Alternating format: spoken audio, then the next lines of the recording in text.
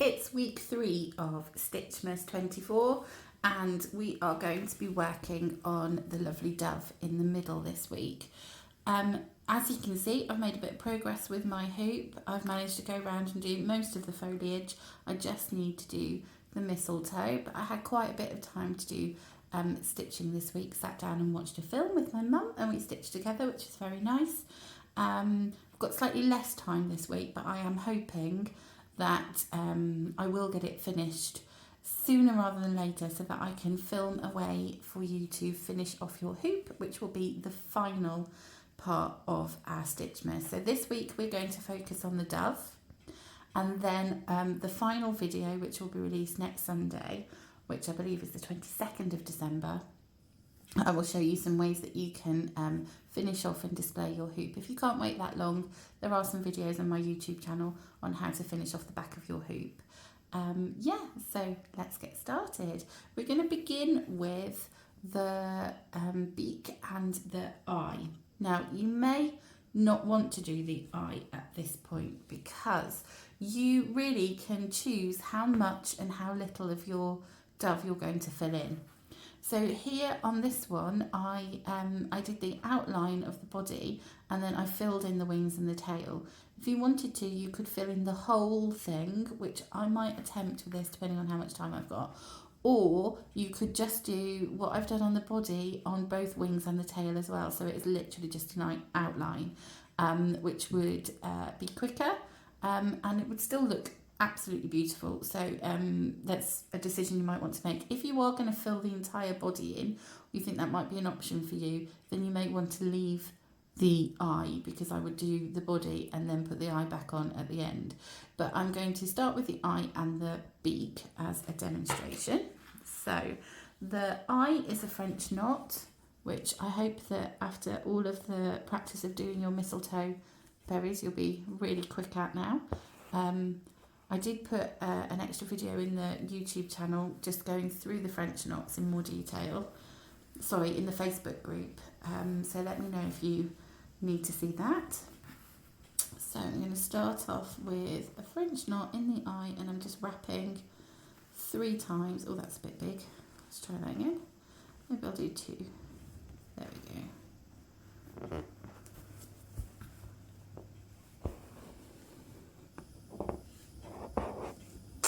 And then the beak is satin stitch. I'm going to start at the tip of the beak. And I am going to start from the centre and go out to the sides. Now, because it is slightly angled, because it's a triangle, you will need to think about coming up at the top, and then even though you want to lie your stitches next to each other, you will need to kind of fan them out towards the edges. So for this second one, I've gone really close, practically on top of the same point at the point of the beak, and then slightly further out at the bottom.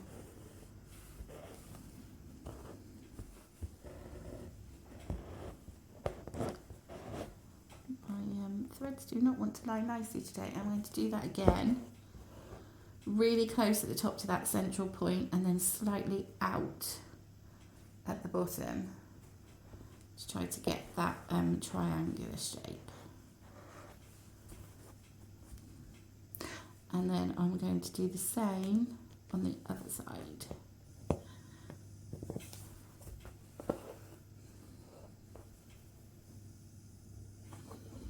It does look quite a big beak at this point, but you will go over the edge slightly with your chain stitch, which is why I'm doing the beak first. My dove looks more like a seagull at the moment.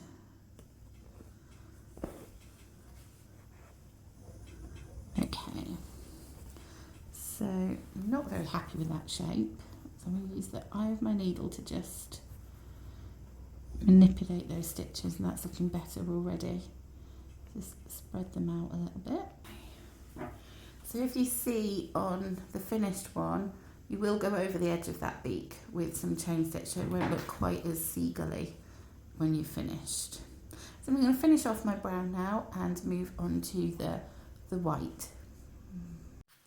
Okay, I'm starting at the with the edge of my hoop at the moment because I want to show you the two different stitches that you can use to do the chain stitch. So I've just drawn on the edge of my fabric so that I can demonstrate first of all the chain stitch, which is just like the detached chain stitch that we did for the mistletoe, but we're going to keep going. So with the dove, one of the things that you need to think about is which direction you would like your stitches to go in. So for example, here you can see that the chains start here, go up around the head and end here.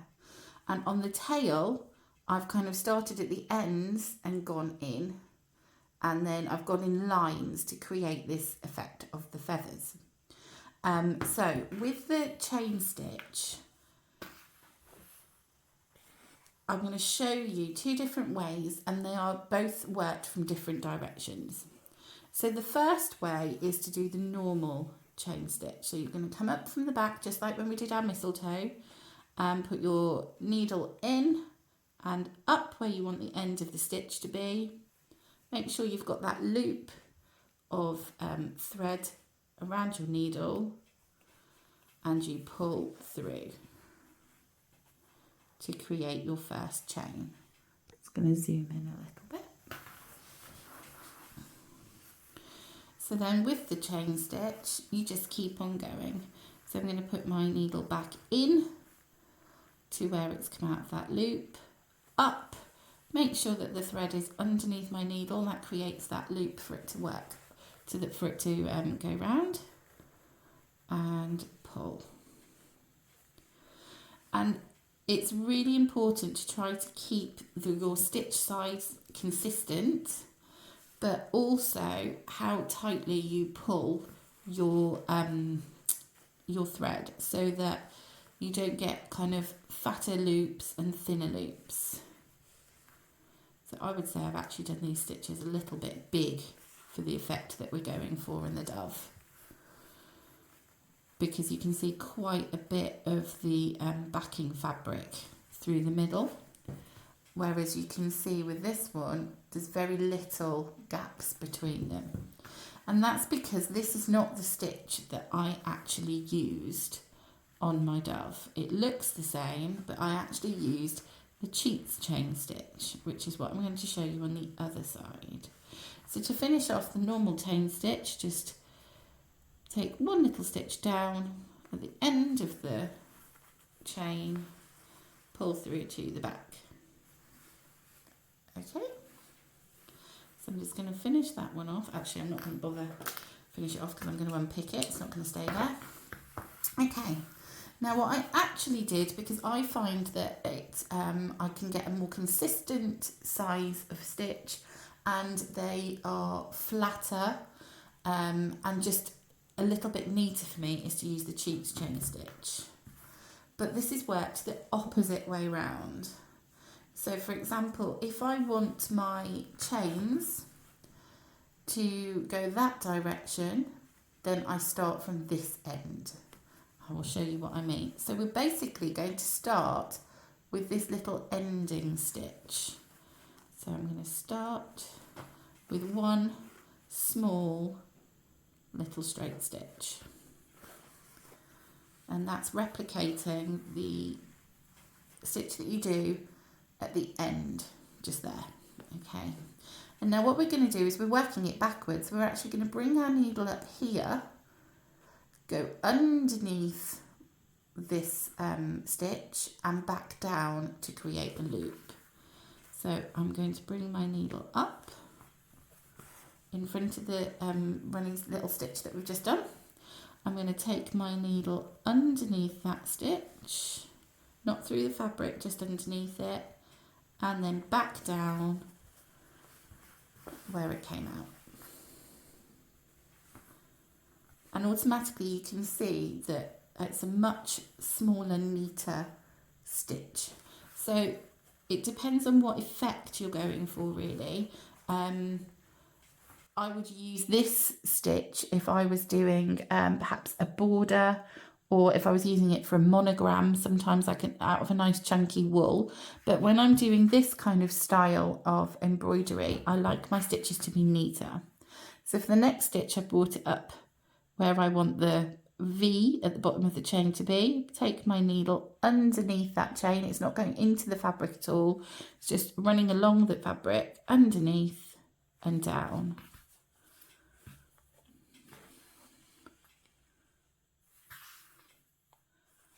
Up where I want the next V stitch to be, the V part of the stitch, underneath and down. So there you go, you've got two different styles of stitches. This looks absolutely beautiful and will fill the space a lot quicker. This one for me, I mean that one I didn't obviously keep the size consistent. This one I just find is neater for me. So you do it however you would like. I'm going to use this one, but yeah, there's absolutely no difference when you look at it whether you've used chain stitch or cheat chain stitch.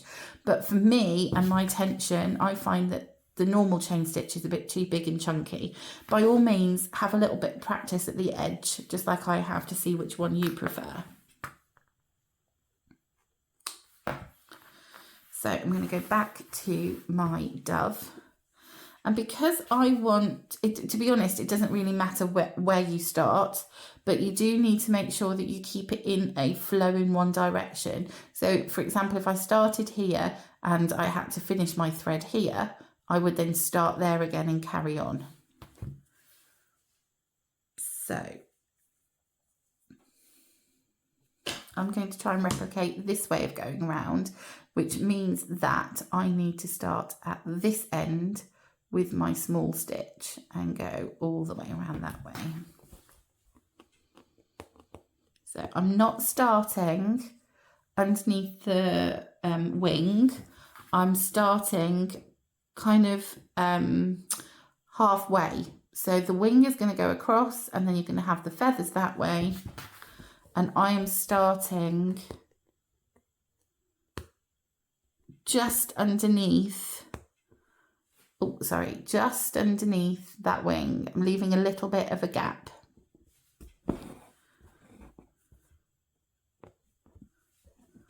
And taking my stitch. Okay.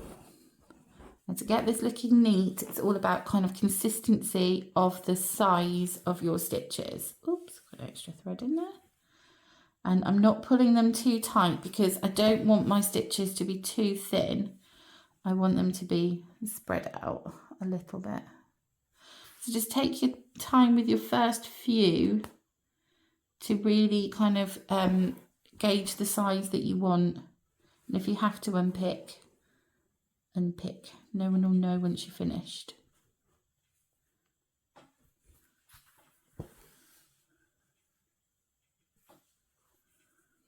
I'm just using my needle, so I've gone off the screen again. Just using my needle to make sure that they're sitting where I want them to sit. Because we're going around a curve, which makes things trickier, and you may need to decrease the size of your stitch as you go around a curve.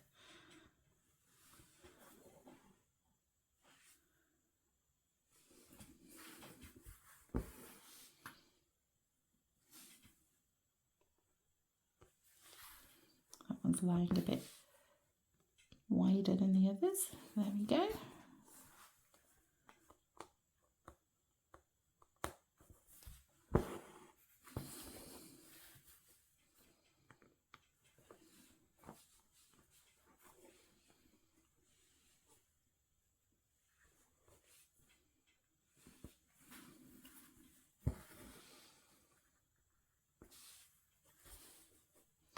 So I think I'm happy with that size. So I'm going to carry on around and then stop when I get to the wing, just there. I have finished my first outline. As you can see here, I have gone over the beak in that area, and I have reduced the size of my stitches to get round that corner neatly. Now what I'm going to do is I'm going to do this wing at the back and this tail before this one. The reason being that these are behind, and then this will be as if the bird is in front of us. So using the perspective, I'm going to do the ones at the back first, and then I'm going to do this one. So looking at these stitches, I actually think I would prefer the shape of the kind of chains to go the other way. I think that would look more kind of more like the feathers spreading out that way, with a narrow bit here and the wider bit going towards the end of the wings. So that's what I'm going to try and do, because I'm not sure that this looks, I mean, it looks absolutely fine, but I think it would look better the other way. So I'm going to have a go at doing that, which means because I'm doing the cheeks chain stitch, I need to think about where I'm going to start. So I would like this bit to be at this end of the wing, and I would like the wider bit of the chain to be going out towards the edge. So I need to start from the end of the wing and work backwards up. So for me, I'm going to start here and work that way. If you're doing the other chain, you just do it however you would like, really. But I'm going to start here and I'm going to go back up this way with my chains. And I'm going to think about how I'm going to get those neat lines going in. And the way that I'm going to do it is I'm going to start with the edge along there.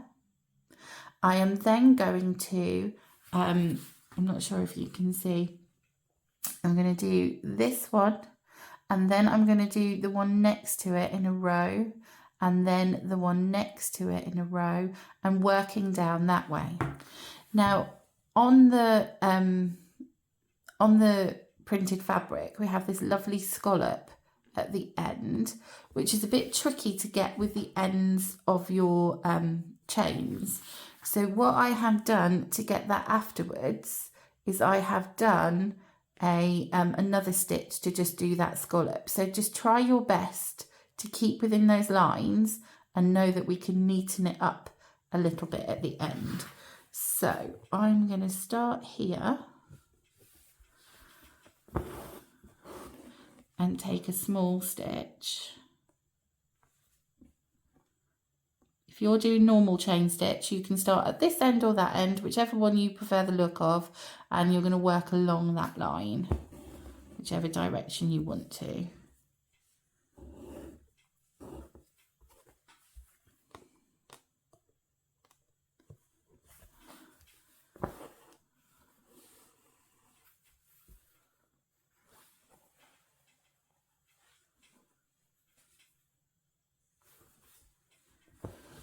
Okay, so I started it off like that, but I actually find it quicker to hold the hoop away from me.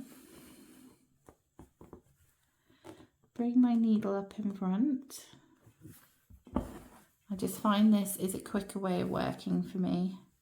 Go through underneath, pull through, and take my needle back down.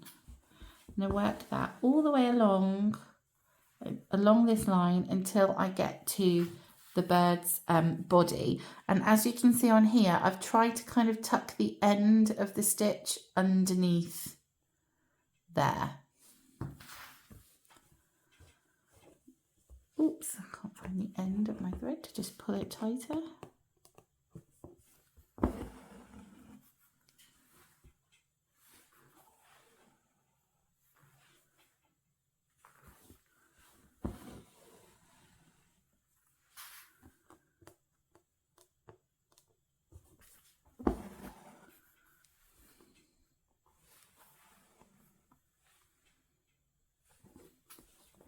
I have tucked the last chain just underneath there.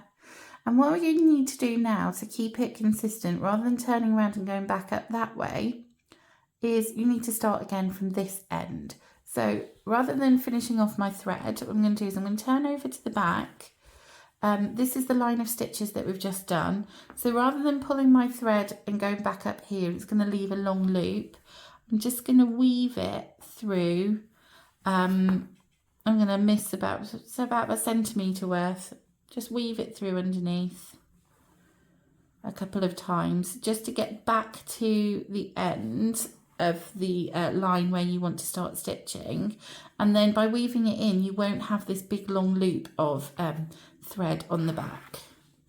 So I'm now going to start here at this end and run along here, trying to keep those stitches as neat as I can. As close as I can. So I'm going to do another little stitch at the top.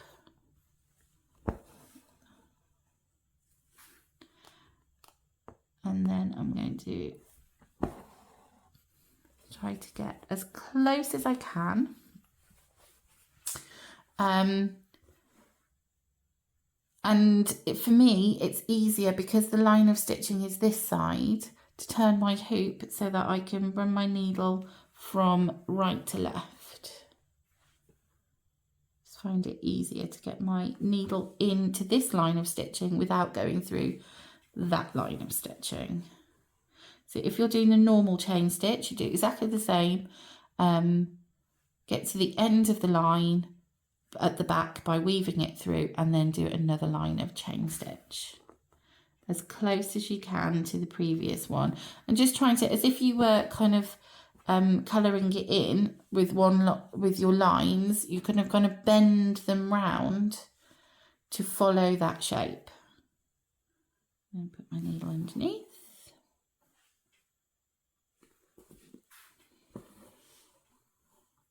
And you want to go next to the previous line. You don't want to go on top of the previous stitches. So you may need to just try to figure out how wide your stitches are to space them out a little bit so they're not lying on top of the previous one. So we don't want to have a big gap in between these lines, but we don't want them too squished that one is standing proud above the other. Say that these ones at the end might be a bit close.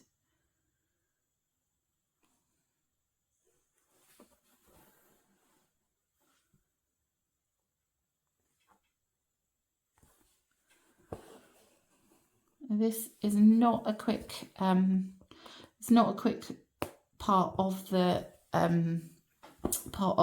design. This is a really kind of slow, meditative, calm, lower your shoulders and breathe moment,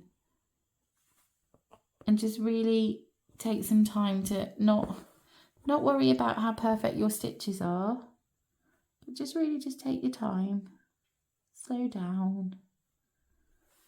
There's no rush, it doesn't have to be finished, it's all about the process.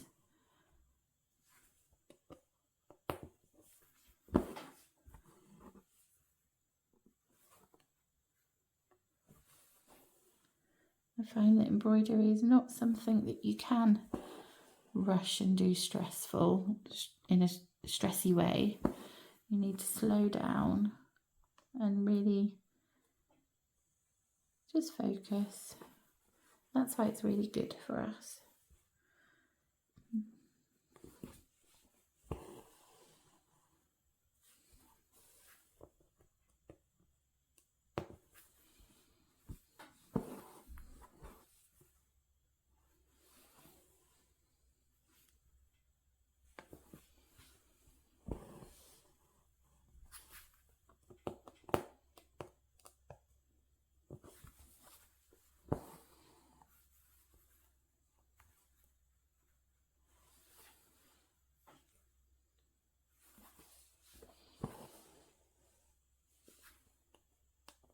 Getting towards the end now.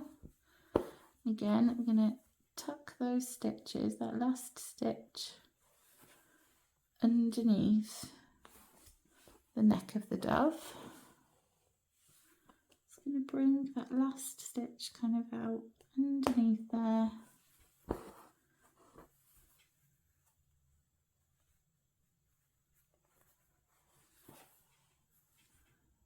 And tuck it back in. There we go. We've done two lines of the chain stitch, and I think I prefer that direction from what I did before. It's only a slight difference, but I am an embroidery geek, so it's nice for me to try different ways of doing it. So as you can see at this end, we're following this round. So my next stitch is going to kind of start around here and run along here, and then I'm going to follow it round. As you get further down, so we've got our 2 lines here we've just done, then we're going to keep going down. As you get further around, you're not going to be able to get all the way to the end because these stitches here will be in the way. So you're just going to be going along towards the bottom. So I want you to imagine that this wing of stitching isn't here. So the next line is going to go along in that direction. And the next line is going to go along as if it's going to go all the way to here, but it has to stop here. So you're trying to keep the lines looking as if this wasn't here, it would be neat behind, if that makes sense. So I'm going to carry on and fill in my lines of stitching, and then I'm going to come back and show you what we can do at the end to just neaten that up.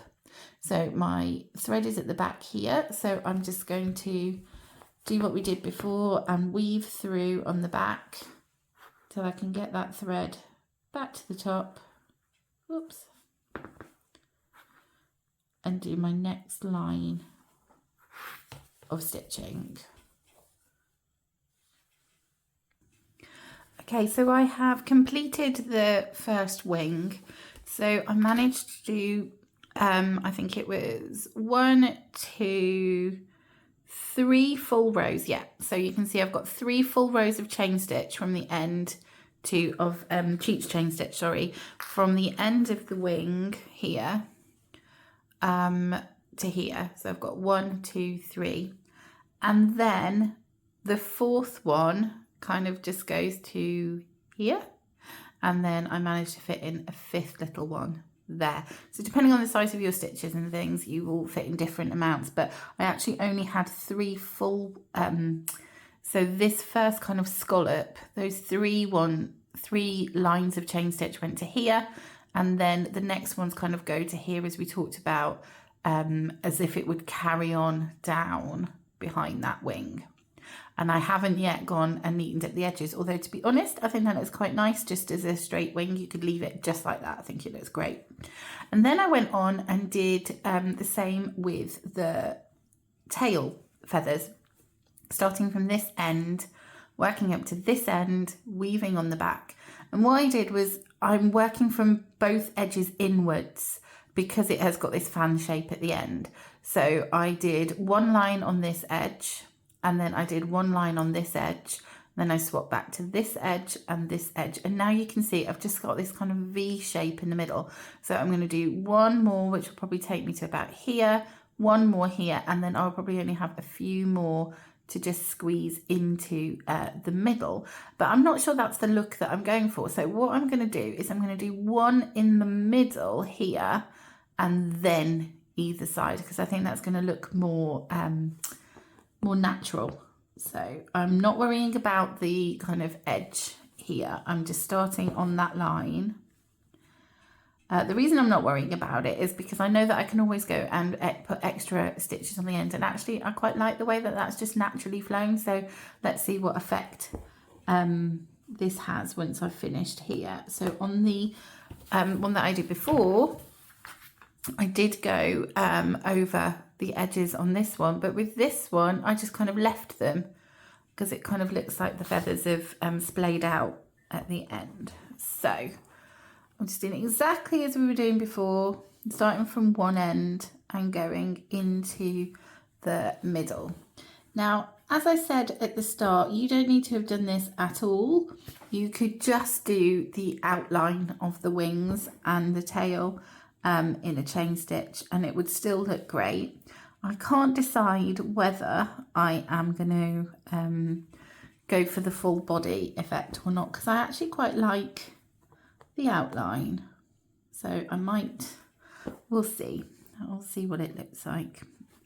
And this is something that I wanted to mention, that obviously I've designed this embroidery, but you do not have to stitch it the way that I suggest you stitch it. You can do whatever suits you.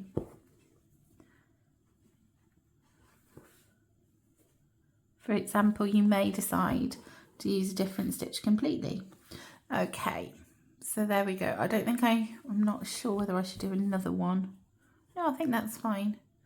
So having done that one now, I'm now going to probably put about 2 more stitches in there and 2 in there, and then that is complete. Okay, so I went ahead and finished the tail, but I'm not happy with the way that the kind of ends look. So on my previous one, when I went a different direction, they kind of look a bit neater. So I am going to neaten up the edge of this one, which I've already done on the wing. So here you can see on the wing I have done a stem stitch along the edge just to neaten that up. So I'm going to do a different stitch here because I want to try and keep that scallop edge, I think. So I'm going to do the kind of scallop fly stitch that we did on our holly leaves, but instead of going in, it's going to be going out. So I'm going to think of point 1 and 2 and 3 and 4 again, just like we did on our holly, 1, 2, 3, 4. So I'm going to go in to point 2 here. And now I want the scallop shape to be that way. So I'm actually going to go underneath for my 3. And kind of pull that shape out to where I want it. And then on the outside for point 4, which is different to what we did on the holly leaf. So I'm going to bring my needle back up here again on the end. Point 1.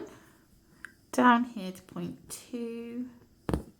Now I think on the fabric underneath there are actually kind of 4 bumps, but I'm going to do 3 because that kind of fits naturally with the way that my chain has, my chain stitch has worked.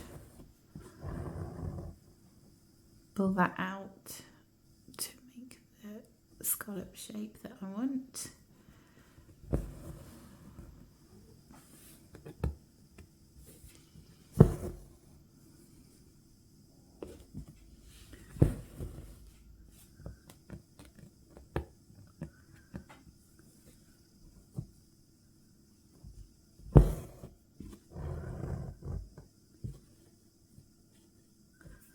There we go. Oh, I've gone off the screen again, I'm sorry. So I've done 3 scallops here to kind of create that shape. Whereas on this one, because I liked the way it naturally kind of went into a curve rather than a scallop, I have done stem stitch just to neaten it up. But you could do this on the edge as well, which is what I did originally on this one. I did a kind of scalloped stitch around the edge. Just whatever kind of suits the way that your stitches lie. This looks better, I think, to finish off this ending. I'm not sure whether I'll go back and redo that. I'll do this one and see, so I can just unpick that edge and redo it if I want to have more of a scallop. But yeah, so now we're going to go on to this wing here. So the way that we're going to stitch this is very similar to the other ones. I'll take you back to this one. So I started here creating this shape at the bottom and going to the end of the scallop.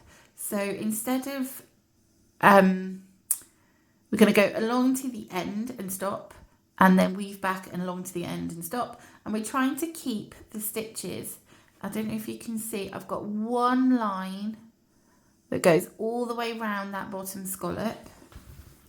So all the way around up to there.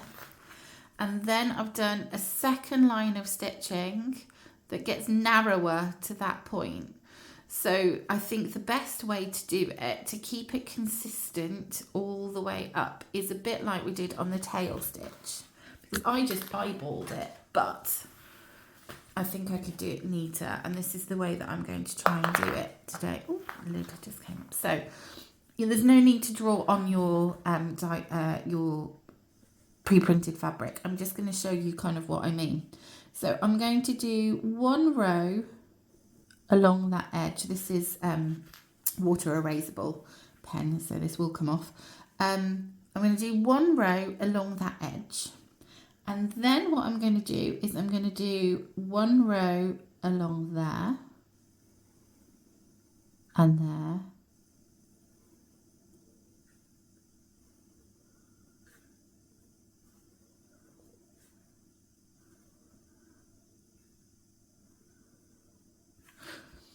so I'm creating that kind of curve of the wings. So I'm going to do each of those rows, and then I'm going to come back and fill in the gaps, because I think that is what I tried to do here, and it worked really well up to about here, and then I kind of lost my path. So by drawing it out, I think as a guideline will just help me.